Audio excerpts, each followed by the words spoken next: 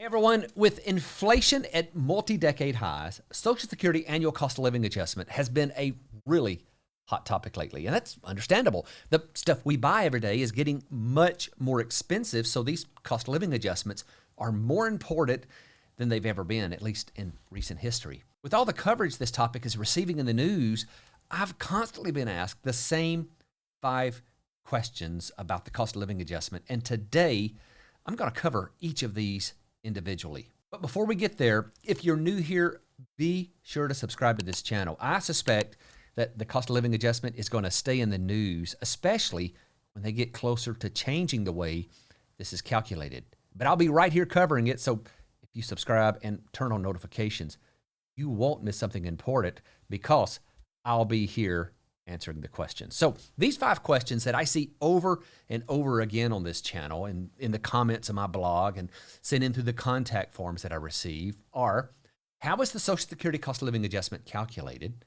What happens if they switch to an alternate method, the CPIE? How is the COLA applied to a benefit? What age does the COLA start applying?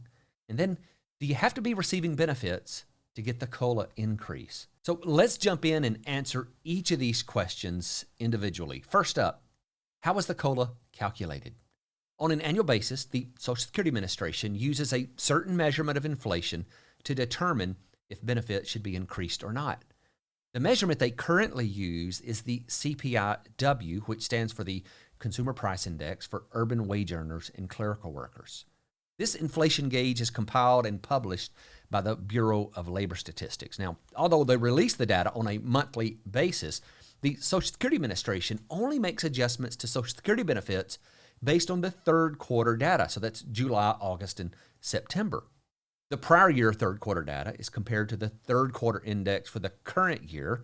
And if the difference between the two numbers is positive, Social Security benefits will increase. If there's no increase in the CPIW, then there's no cost of living adjustment for the year. It doesn't go down either. The next question is, what if they switch to an alternate COLA calculation method, specifically the CPIE? There are some who say the CPIW measurement may not be the best because retirees spend their money very differently than individuals who aren't retired. Retirees tend to spend more on health care and housing and less on gasoline, education, and consumer electronics. As a fix for this, it's been widely suggested that the administration should discontinue basing the annual COLAs on the CPIW and instead start using a measurement known as the CPIE. This version of the CPIE is meant to track the expenses specifically for Americans who are age 62 or older. And while both of these indexes measure the same categories of goods and services, they have different weightings to the category. So, for example, the CPIE factors in around 11% of its index to healthcare cost. The CPIW, however, only counts 5.6% of the overall index as healthcare expenses. Since statistically, seniors spend more of their money on healthcare, an index that assigns a higher weighting should be more accurate to the way they spend money and actually experience inflation. There are some other differences in weightings between the CPIW and the CPIE that may be significant for determining these cost of living adjustments. In total, both of the measurement methods use 8 main categories, and when compared side by side, you can see the difference in the weightings of the data for housing, transportation, food and beverages, medical care, recreation, education and communication, apparel, and then other goods and services for the stuff that doesn't fit anywhere else. The big question here is, what does this mean for the actual cost of living adjustment? Would it result in a larger benefit increase for retirees? Well, if you average the difference between the two measurements since 1984, the CPIE has been about 0.2% higher per year. So yes, in most years, the CPIE would yield a higher cost of living than the CPIW. But then there are some years, like the COLA announced in October of 2021, where the CPIW was higher than the CPIE. And this really illustrates the reluctance of legislators to implement the change. On paper, it sounds good. An index that more accurately represents the expenses of retirees should work better. But no politician wants to take the responsibility of making this switch in a year where the new method yields worse results than the old one. At the end of the day, There's really no magic formula that works well enough to keep everyone happy. But down in the comments, I'd love to hear your thoughts on this. Do you think we should change the way cost of living adjustments are calculated? And then up next, how is the COLA applied to an actual benefit? Although the mathematical application of a cost of living adjustment seems fairly simple, you just take your benefit times the cost of living adjustment, the method used can actually cause some slight variations from what you may expect. You can't just look at your benefits estimate and assume all of the estimated amounts for the various ages will increase by the announced COLA. Instead, the Social Security COLA is applied to your primary insurance amount. That's commonly called your PIA, and it's generally the same as what you'd receive if you filed for retirement benefits at full retirement age. So it's applied to your PIA and then adjusted based on increases for filing later or reductions for filing early. The exact steps to calculate and apply the changes to your benefit are as follows. First, adjust PIA for the COLA. Then you apply the adjustment for filing before or after full retirement age. Then these results are rounded to the next lower dime. And finally, you subtract any offsets like Medicare Part B premiums for the benefit. And then the remainder is rounded down to the next lower dollar, and that's your final benefit.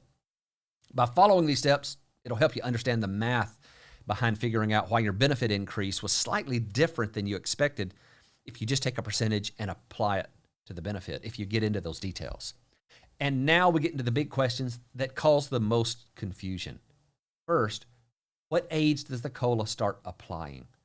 The Social Security publication titled Your Retirement Benefit, How It's Figured, succinctly addresses when COLA start applying to benefits. They say, you're eligible for cost of living benefit increases starting with the year you turn 62. Now that seems very clear, but the COLAs are commonly reported in such a way that it makes it difficult to understand. For example, in October of 2021, the Social Security Administration announced a 5.9% COLA. In most publications and news reports, this was referred to as the 2022 COLA. There are even places where the Social Security Administration refers to this as the 2022 COLA. This led many to think that if they turned 62 in 2022, the cost of living adjustment would apply to their benefit, but that's not accurate.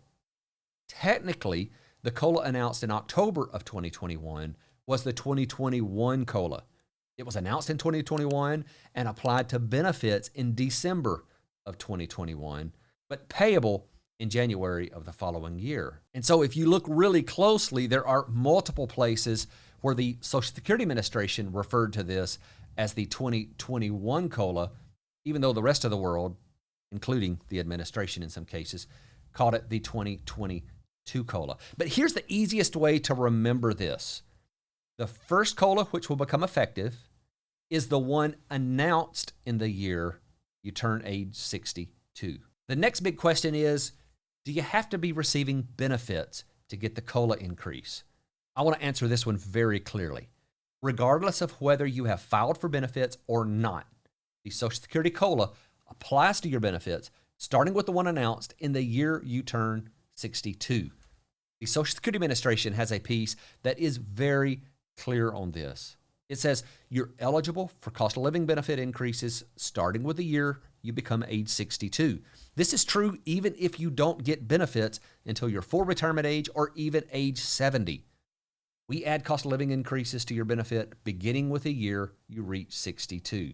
Now that's very clear as to when it applies to retirement benefits, but it doesn't mention survivor or disability benefits. For that, we have to dig in a little deeper into the Social Security website.